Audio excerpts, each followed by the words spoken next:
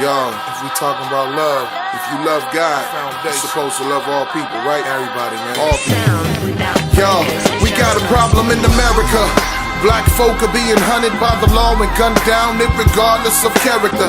Whether a pastor, hustler, or mail carrier, they all turn into hashtags when we bury them. And nothing is scarier than to see a black and white squad car and them sirens are revving up.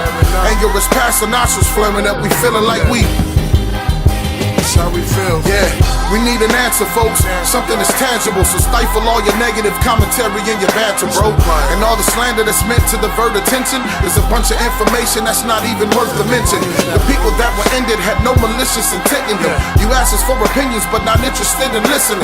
It seems that you're invested in worsening the condition instead of being helping, assisting us with the mission. We try to move forward, but you hold us back for our differences. Trying to spread our rings, but you force us back in the chrysalis. Take a place at the table, you point us back where the kitchen is. Trying to take a freedom, you point us back where the prison is. It's sickening how the victim list is extended, and people have an issue with you feeling offended. The empathetic factor is missing from all the sentiment. They fail to come to grips with the strength of this epidemic, and it's hard to keep a spiritual mind through these atrocities. The systematic racism, all the heartless apologies. Hard to call them brother and see them just as the fallacies, especially when you see that they operate in hypocrisy.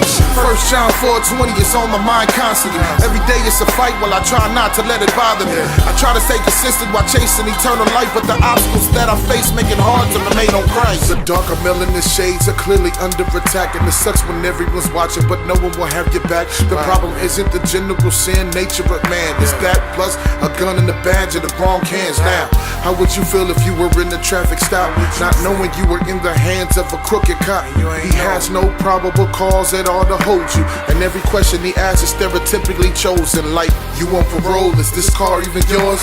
Why you in this neighborhood? They ain't giving no tours. These are the type of traffic stop that my people endure. The tension is elevated, now your safety's assured. And now, because the atmosphere has been set, every move that you make can be considered a threat.